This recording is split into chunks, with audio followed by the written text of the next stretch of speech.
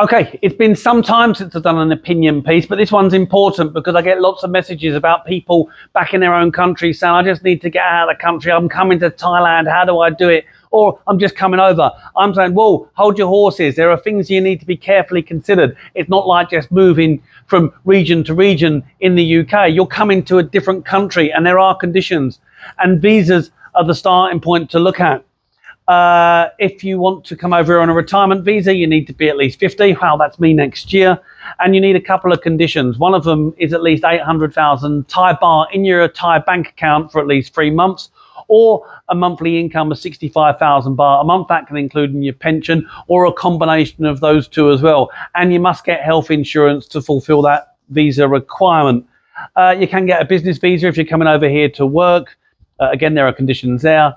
And Thailand are really doing all they can to attract the wealthy guys, those with money that can invest, or the more wealthy retirees. And that's why you'll also see there's a long-term residence visa, which is a term of 10 years broken into 2 5-year terms.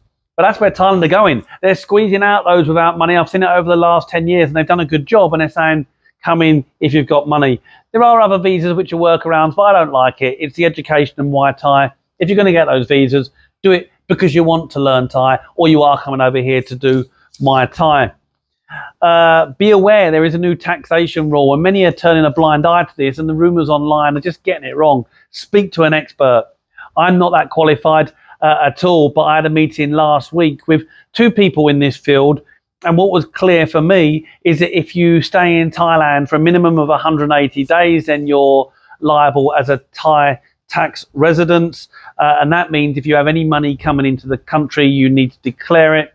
If you've sold a property back in the UK and you're bringing money over here and there's capital gains, then tax can get quite high. So there's sort of a sliding scale on what you need to pay, and that includes your pension money coming in. If you want to buy a property over here as well and you're living here, then it's liable to tax.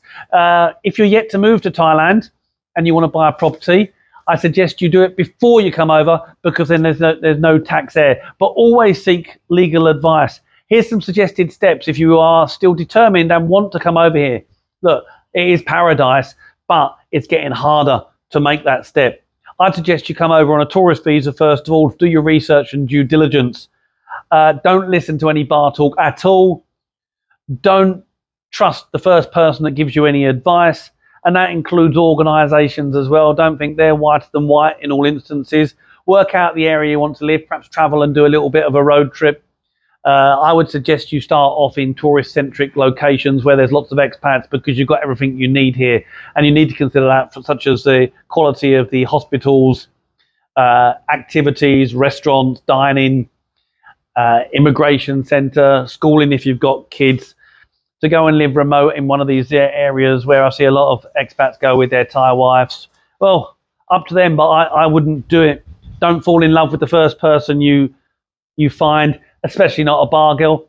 You might think my one's different. Chances are she's not. There's a high chance of disaster, and it will burn you financially. Get set up before you think about a relationship, and wear a condom. You do not want an unexpected child coming and making up the denominations in terms of where you spend your money. And I've seen many retirees get burnt there, and it's just ruined the golden years over here. If you want to come to work, you need a work permit, you need a business visa. There are conditions. First of all, find out the kind of industry you could work. Education, property, hospitality are good starting points. Go onto LinkedIn, attend networking events, just put yourself out there and do all the research you can, or you've got the retiree option. If you can get your finances in place before you come, so at least there is some cash flow coming in, it's a big plus. So do work that out before you take the step.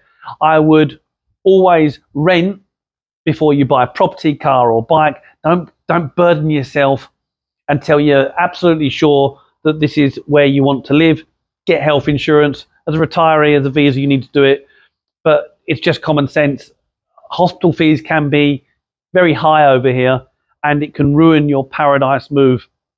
Get health insurance. Schooling, if you're looking to move a family over here, don't compromise your kids' education at the expense of the lifestyle you want to gain in Thailand. Lots of areas like Pattaya, Phuket, Hua Hin, Bangkok, Chiang Mai do have a good range of schools. If you can afford international, go for it. If I thought that my kids' education was being compromised by us coming here, I'd go back. I can't look them in the eyes. I have an obligation as a parent to bring them up in the best possible way. And in Pattaya as well, not only do they go to an international school, but Saturday they're playing football, they're doing gymnastics. I think my wife just signed Danny up for some extra Thai lessons. We're doing all we can to be a good parent over here. Hope that helps. The rewards are worth it, but do your due diligence, get your finance in place. Don't fall in love with the first person. Good luck. Keep safe. Dan about Thailand.